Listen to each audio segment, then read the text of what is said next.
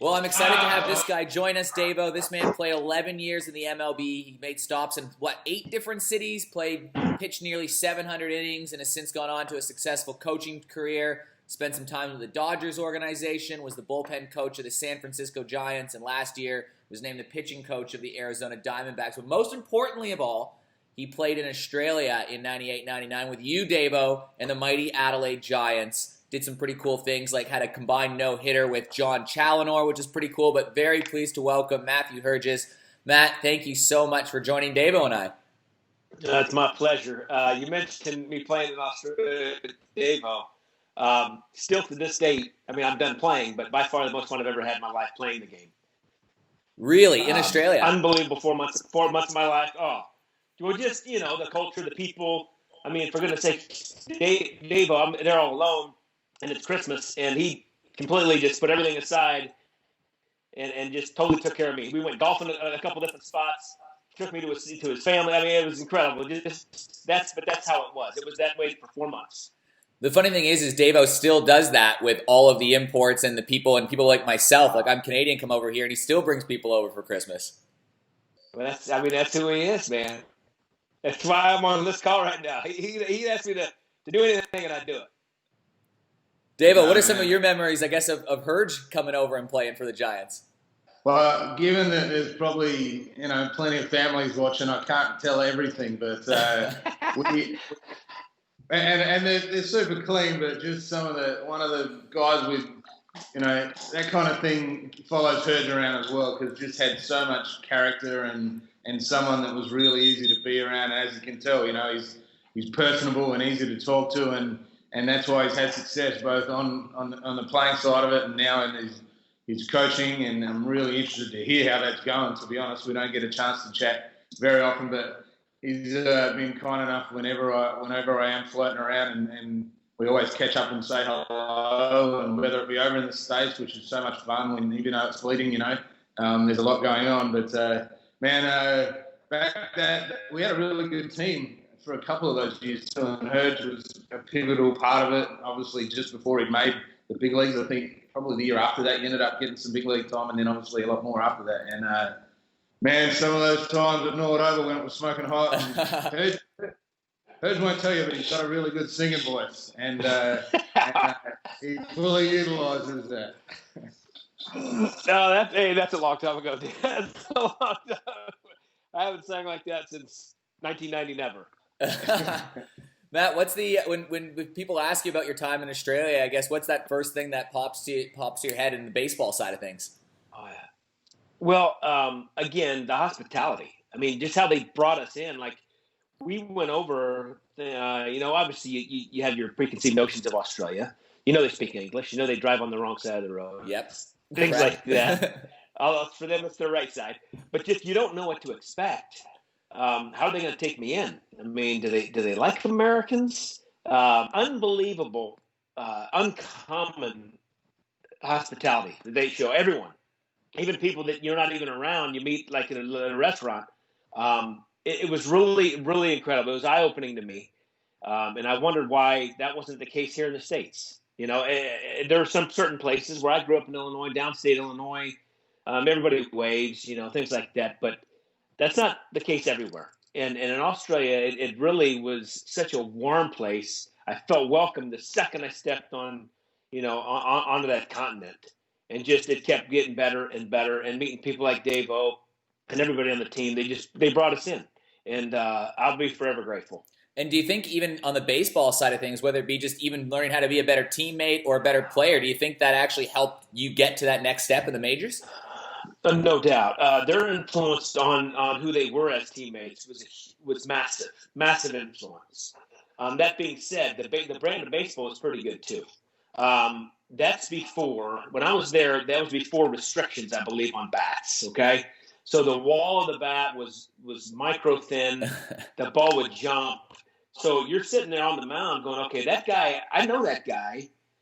He just retired from AAA. He's about 230 pounds, and he swings it. Like, this guy's better than me with a wood bat in his hand, but he's got this, this death stick in his hand, and you learn how to pitch in. You learn how to be actually more aggressive, because the second you become careful, you leave one out over the plate. That's when you take one off the face. So it was it really helped me. And Dave was right. I went back to the States and I made it to the big leagues that year. And I still to this day say that who knows what would have happened if I hadn't gone to Australia, because it taught me, and I was older. I mean, I was 28, 29 when I was down there. It taught me so much on how to pitch, how to get guys out that could literally rip your face off with one swing or take you 500 feet. Other than that, just as a team, we did well. We went to the finals, and Sydney beat us. Unfortunately, I didn't have the best game. I kind of blew that one, but it was such an incredible experience. Davo, do you have any memories on the baseball side of things or games that you and Herge were involved in that season at all? Yeah, I think I remember Herge got the ball game one every weekend, if I remember correctly, and start the ship off right. More often than not, got us off to a good start. I can remember, and he won't remember this, but I think we went to Mount Gambier pre-season, or we played some sort of games prior to the season, and it was Herge's first outing, and I faced him one time. Maybe we were playing a scrimmage or something or other, and I completely unintentional. I was about the same age as him, and I said, "Is that it, man? Is that all you got?" and it was innocent, and he goes, "No, man, that's it." That's all I got." But obviously, he was just easing into it because he got a lot better, and obviously he went on to be great. And how was the golf game between the two of you? Well, I mean, Dave was significantly better than me. That's another thing is the golf in Australia was awesome. And shoot, I mean, you're talking about you're about ready to hit one off, hit like a 4-iron into the green, and there's a kangaroo hopping around behind you, like it's coming from America, like timeout, like what? They're actually like it's okay, they're like wild animals. It was unbelievable experience, no doubt. And like I said, Davo had the touch around the greens. I may have been a little bit longer off the tee, maybe. I don't know.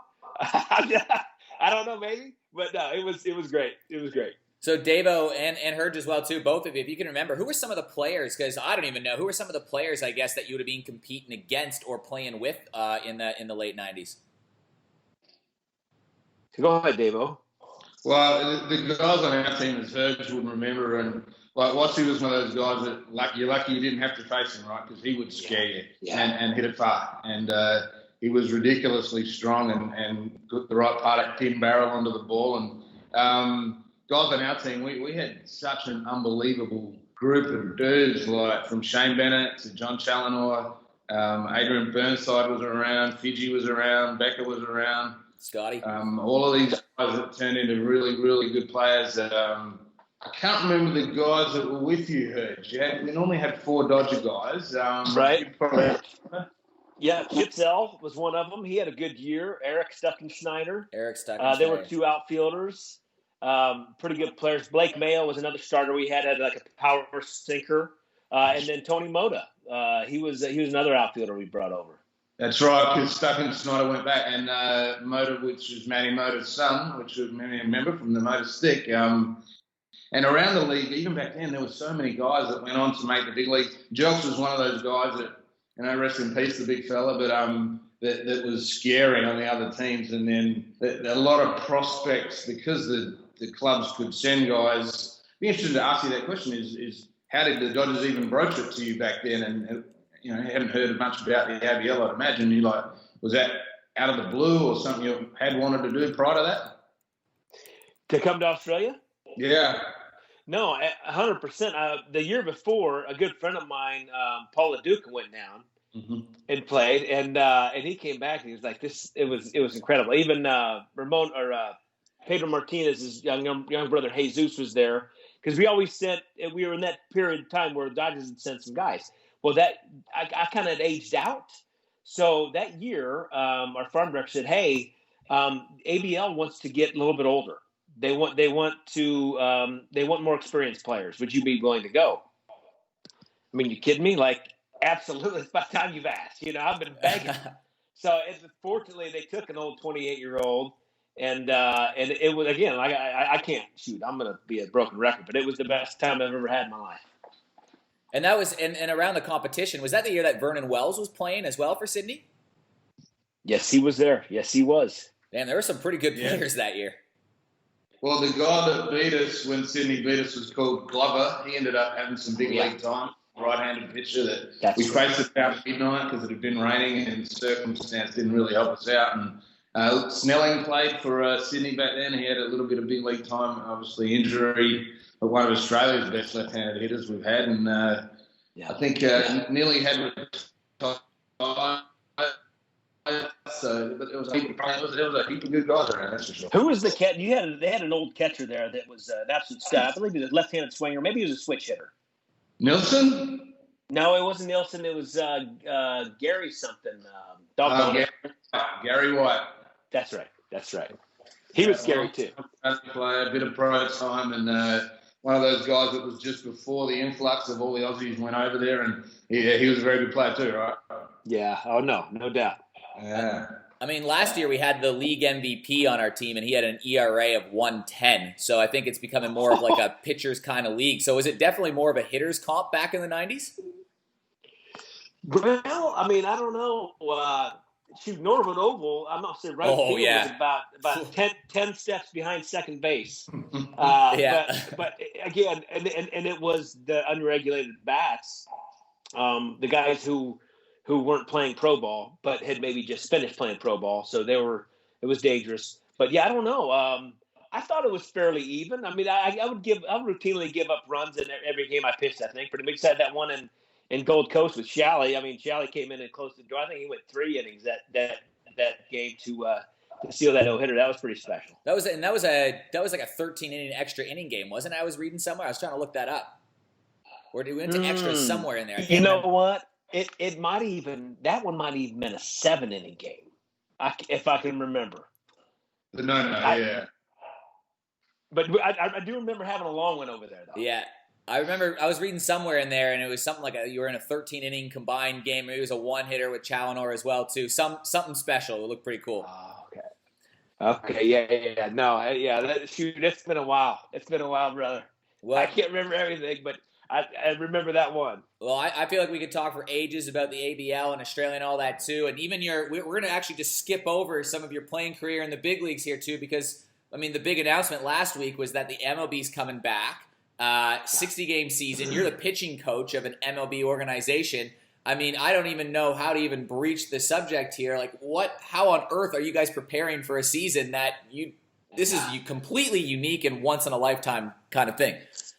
No, this honestly, it's incredible that we're actually moving forward with this because I know here in Arizona where I live and where our team is, things have spiked significantly. So everyone's a little on edge. But they put together these protocols. The reason why I'm so late to this call is because we had an emergency. Okay, we got to get on and go through some of the things that we need to expect when we start. We're actually starting officially is the 1st of July, but our first day on the field is going to be the 3rd. So with that, there are literally a million things that we've always been able to do that we can't do anymore, or we've never done and now we have to do. So it's going to be crazy, and there's going to be a lot of grumbling. But as coaches, we gotta take the high road. I mean, guys are going to be like, hold on, I got to wear a mask. Like, what's that? I can't take a shower. Like, that's another thing. They're discouraging showers. Okay, so it's going to be like old school little league. Like, to put your uniform on in your hotel, go on the bus, play the game, come back home in your uniform, stinky as heck. And shower back in the hotel. I mean, there's some strange things, but honestly, truthfully, everyone wants to play. There's only 3 guys that I've heard so far that have opted out. Mike Leake being one of them. He's with us. Everyone they're going to have their reasons, and that's not for anybody to judge. But I mean, only 3 right now have opted out. There's all players. 750 or whatever. So yeah, everyone cannot wait for this, and I can't either. So how do you go about as a pitching coach? I mean, this must just change the whole strategy behind even how you use your pitchers. 60 games a lot different than 162. No, everything that we've ever believed about baseball is the marathon of it, right? It's 162 games. You can't win it. You can't win the pennant in May, but you can lose it in May. That kind of thing about wearing guys out. You're always saving for the next day. This is an absolute sprint where you cannot afford to go in a slump. You can't afford to make really a wrong decision. That being said, it's a different ramp up. Spring training is usually a month and a half. This is 21 days. So we got to ramp these guys up without breaking them, because everyone knows that the spike of injuries is in May and April, late May, early April. So that's another thing. That's where we're at right now. Sure, we're in June and July, but this is basically for us, it's late March, early April. So we got to be really mindful. We have to be constantly communicating with guys. We can't assume anything. The ramp up's going to be critical, but also we got to ramp them up. Like, we got to get to it. I mean, let's put it this way. I have my schedule right here, and I guess I shouldn't say this, but I will. Bumgarner's starting our opening day. Okay, assuming everything, the schedule we're at San Diego, that's going to give him 1, 2, 3, 4 starts. Okay, to prepare. We want him to get a win. Okay, so he's going to have to at least go 5. We want him to get up to hopefully 80 pitches. Now that's fast and furious, but there's risk. There's risk. It's something these guys have never done before. They've never had to ramp up this quickly, or some of the guys, we don't even know what they've done at home. Okay, a lot of them have gone home, and they're like, yeah, I've been throwing. We don't know. I mean, if you ask me, are you ready to go? Yeah, I'm ready to go. Yeah, you might not have picked up a ball in 45 days, but I'm ready. Give me the ball. You know what I'm saying? So we got to really be careful. We got to ask questions. We got to constantly communicate, and then basically, put together what we've seen our whole lives in baseball and pitchers, that looks right or that doesn't look right. Yeah, I was wondering that, like, how do you prepare, or how do you get your guys to prepare when you don't have any contact with them and you don't even know the start point of the season over the last few months? Right. It's been a lot of Zoom action. Okay, a lot. We're doing Skype right now. Skype is the same as Zoom. It's all the same thing. But yeah, constant. Like, every day, I'm reaching out to somebody. You got Madison Bumgarner, who I had in San Fran. He's a guy that goes dark on you, right? When the season's over, there's nothing. Okay, you have to call his agent to get a hold of him. Okay, so he went dark on me for a while. Once it came out and said, okay, we're back on, then he started answering. And I can't take it personal, but that's the thing. We really don't know for sure. I had 8 guys in Arizona that would go to the field every Tuesday and Friday, and we'd throw bullpens, and then we'd start throwing live BP. I know those guys. Those 8 guys are ready to roll. But everyone else that dispersed and went home or went wherever, went overseas. We have a lot of guys from we have guys from Dominican, we have guys from Colombia, Curacao, things like that. I really don't know, and I know what they tell me. So sure enough, we got to be careful. We got to be smart, but we got to be fast too. And Dave, I'd be curious to hear your opinion on this too, and Herge, of course, as well. But even on the hitting side of things, do you think the approach is going to change from some of these hitters, knowing that some of these big targets and stats and whatever of the 162 game season, they're out the window. They just got to go out and play. Yeah, I mean, it's going to be interesting. Obviously, in spring training, you get a certain amount of at-bats. Oftentimes, it's tough games and whatever. So probably fast-tracking a hitter might, in theory, be quicker than a pitcher, because there are certain things with a pitcher you can't shortcut, but the hitters can just get more and more work and what have you, and then see it live. So it's always a little rusty at the start, but some guys jump out the blocks too as well. So as you said, Herge, man, screw it all up in a ball and throw it away. Everything you've done in the past, it's going to be a whole new world, and good fun too. I mean, you're right. You got something to blame on a different rule. If you don't like it, it's like, oh, it's COVID, man. Let's get back to get it done this year. Exactly. So fun. And then what about in terms of the scheduling, because it's going to be a condensed schedule, but you're against more concentrated teams in your division. So does the strategy now, do you look more at those matchups more than you ever have before? Yeah, that's about the same. The one thing is the scouting reports, they're so detailed now. We just got today everyone's group of players they're going to pull from. So we got guys right now as we speak digging deep on them, how to get them out, and that doesn't change. I will say this though, it's less games we're playing against the Dodgers per se than we would normally during a normal season, right? So that's actually, for me, it's actually easier because here's who they're going to keep, here's who they have, and from there we can say, okay, here's probably what the lineup's going to be. Okay, the one thing that's different with us is the DH. Who's that guy going to be, right? We have a whole office full of analysts and guys who research, you name it, okay, everything. I feel really confident that we're at the cutting edge of all that stuff. So in terms of preparing to face the team, other than the DH throwing in there, I'm confident with how we're going to do it. And what about you personally? Obviously, you come from a different organization, and now you get to know the guys, and then you have to leave for another 3 months.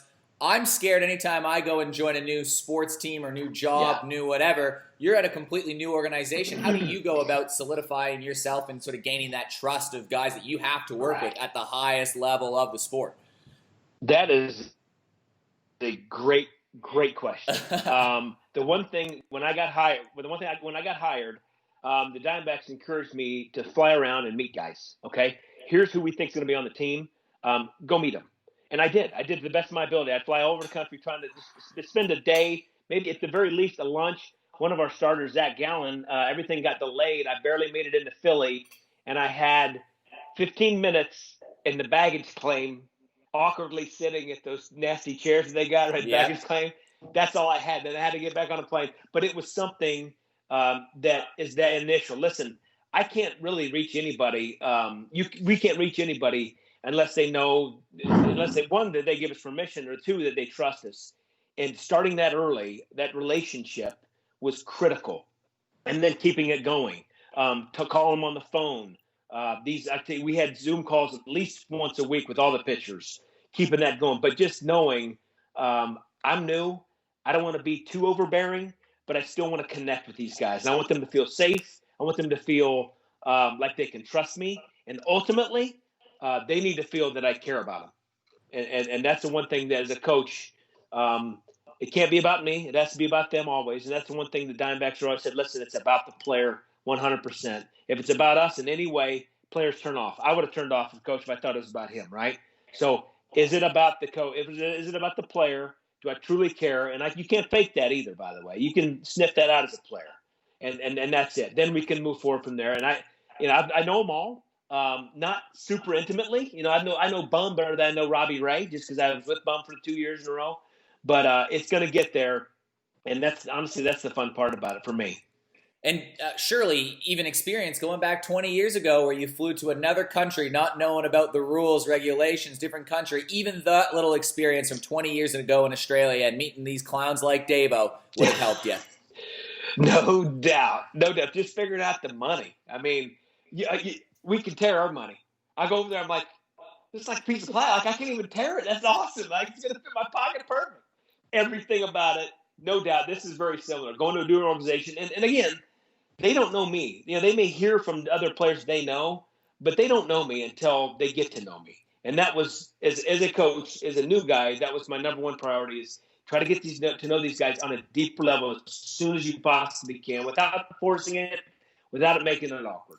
Davo, we'll tee you up here because your job is to bring in guys for the Adelaide Giants that are sort of fit in right away, don't make it too awkward, have that open mind. I mean, what do you think is that most important quality about joining that team right away in a short sprint that maybe you see in Herge that he's done well before, just in general, that you need on that team?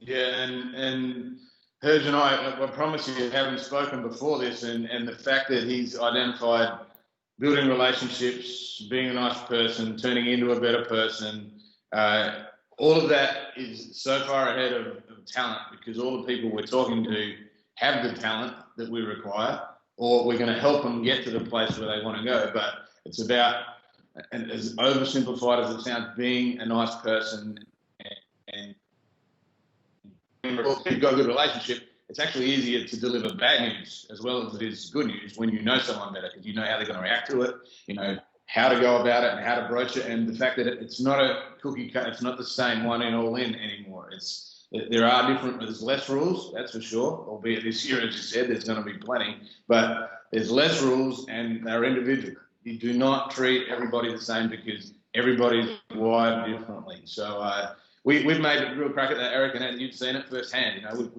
Our clubhouse is a fun place to be, and that's a pretty good start to it all. And you'll learn more about that, I guess, of your new clubhouse search soon, and hopefully it's a real fun place. And we can't hide away from the fact that most of the good clubhouses also have a lot of W's that are coming up as well, right? Exactly. Right? Exactly. Well, Herge, we'll wrap this up here, and I really do appreciate you joining us, but I'm just going to finish by asking you, for all of us here in little old Adelaide, why should we be excited about watching the Arizona Diamondbacks this year? Well, okay, and real quick, we have a potential MVP in Ketel Marte. This guy is electric in every facet. We got a new center fielder who puts Ketel at second, who's a Gold Glove caliber second baseman. Starling Marte. We got the Marte guys, right? We got Cole Calhoun and Wright, another addition to go along with basically an all Gold Glove infield. Nick Ahmed at short, Eduardo Escobar at third, and Christian Walker at first, who I think he was third in Gold Glove voting last year. Defensively, we're elite. David Peralta won a Gold Glove last year. Elite. That being said, they also bang. Okay, these guys are aggressive. The swing nowadays is that lift swing. And every one of these guys has it. And hitting in Arizona, it's an advantage. Okay, you get the ball up in the air, it'll go. Not like Colorado, but it'll go. And then we believe we have a solid pitching staff, solid starting five. Actually, we have a starting 8. We got to dwindle down to the 5. And then besides that, I have to give props to my catchers always. We have two of the most selfless. Grinding, gritty catchers that I've ever seen on any team. Carson Kelly's our guy. Stephen Vogt's another one of our guys. Incredible human beings. They care. And as a pitcher, that's all you want from your catcher. Does he care? And they do. And they'll grind it out. It's every day I go to the field, which is every Tuesday, Friday. They're there. They're there and they're ready and they're willing. Phenomenal people. And then we have a great manager, a guy who communicates like nobody I've ever seen. He cares. He wants everyone around him to get better. It's not about him, even though he's the skipper. He's trying to make every coach he has better, and that's a great sign of a leader. You really got to think, though, that with some great fundamentals, especially on defense, and some solid pitching, that it doesn't matter how long between games you've played, those sort of things are going to carry you over in a short sprint season.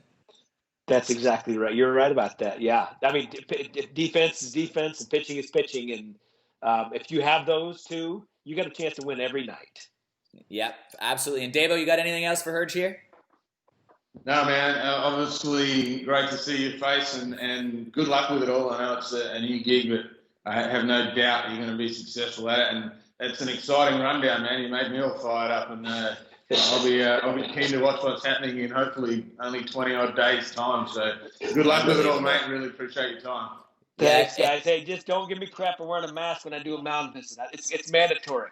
Absolutely not. Nah, and I think all our fans will really appreciate this insight, and I'm sure all the guys from those 90s teams are going to love seeing you as well, too. So thank you so much. Really appreciate you joining us once again.